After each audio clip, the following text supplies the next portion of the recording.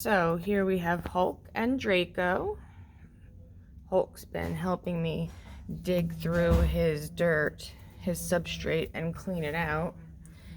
I'm not really quite sure if he thinks I'm feeding him, considering the fact that he's used to being spoon and fork fed. However, chicken and shrimp, little buddy?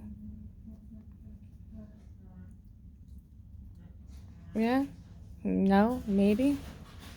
Or are you just being a nosy little butthead?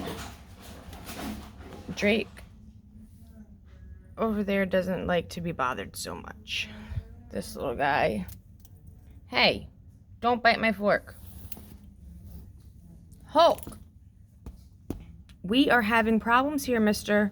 You know the drill. I clean your house, and you have to let me.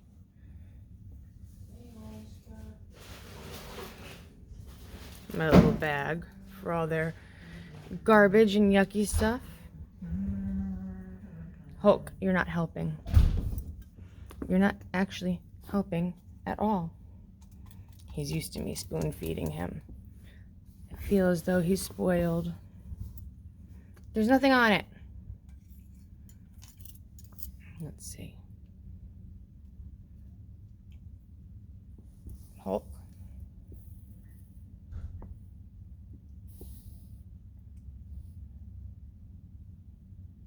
Of course, we're not going to do it now, and there's food on it. We just want to act out like a bad boy while mommy's trying to clean.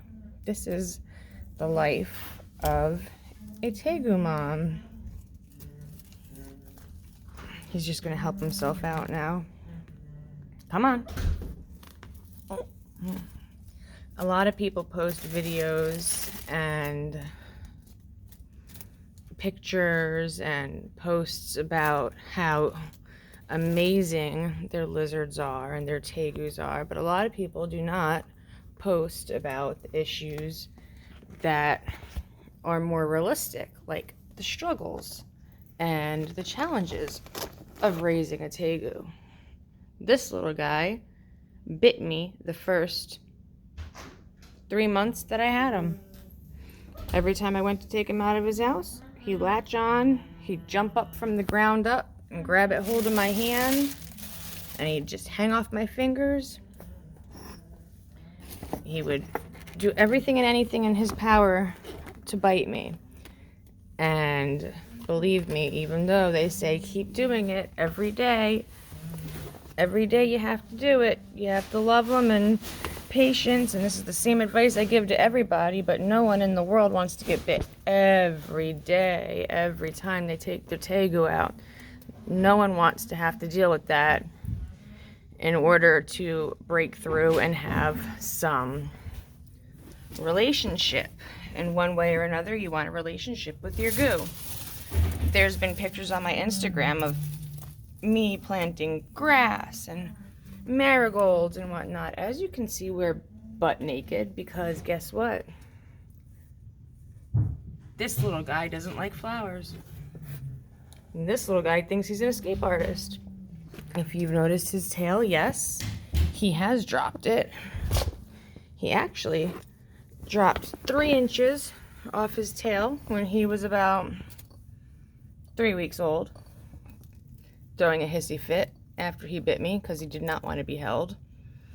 And then he grew about 1.5 inches back, and he decided it would be fun to drop it again. So in all reality, he's about 4.5 inches shorter than he should be. He will forever be this small kid at school. Yes, I have my bathrobe there because it's easy landing. He likes to nosedive. Draco, on the other hand, has never once attempted to drop a tail. He's never tried to bite. He's never tried to do anything except for whip me with his tail. Because no matter how much I try to interact with him, he's just a little bit less cooperative. So what I'm doing is turning over their soil. Every 2, sometimes 3 days, I come in here and I dig into their substrate. Usually I do it with a garden hand rake. I come in and I dig through and I pick up any poop or leftover food that I have not seen. This, of course, is some dried up poop from at least a day or two ago. So I turn everything over to keep it fresh, and then I add some water to add humidity and moisture. Hulk is on my lap, and Drake goes running away. Come here, Drake. That water was clean yesterday, but as soon as I put new water in, this guy, come here, hey, say hi. As soon as I put clean water in, this guy muddies it up. This guy doesn't seem to care. He likes to drink clean water, but his brother, on the other hand, doesn't approve of that.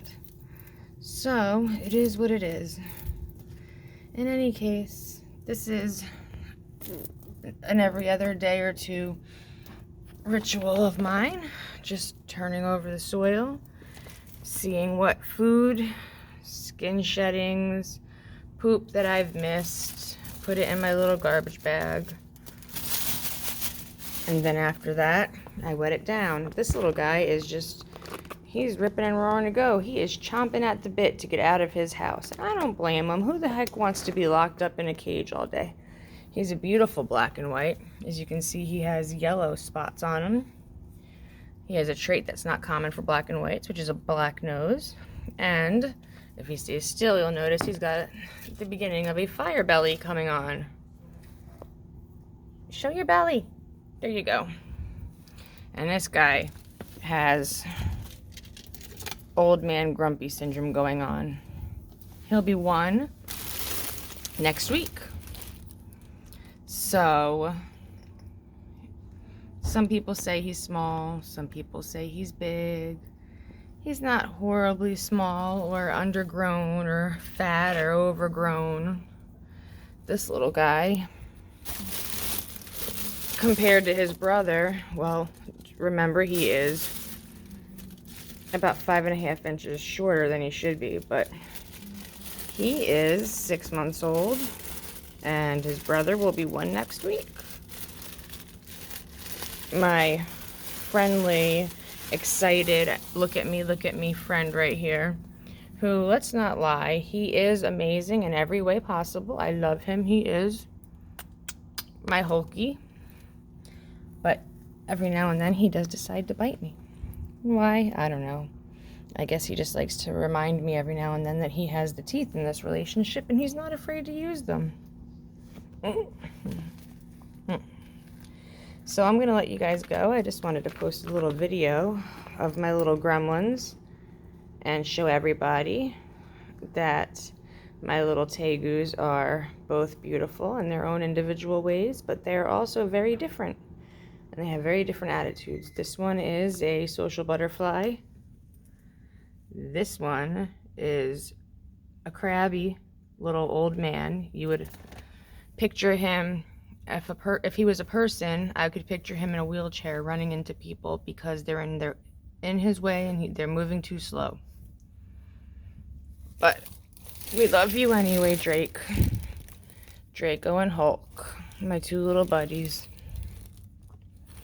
Well, that's it for now, everybody. Thanks for joining in. This is Critter Corner. If you haven't already, please like and subscribe. And as always, feel free to leave a comment. Thanks and have a great day.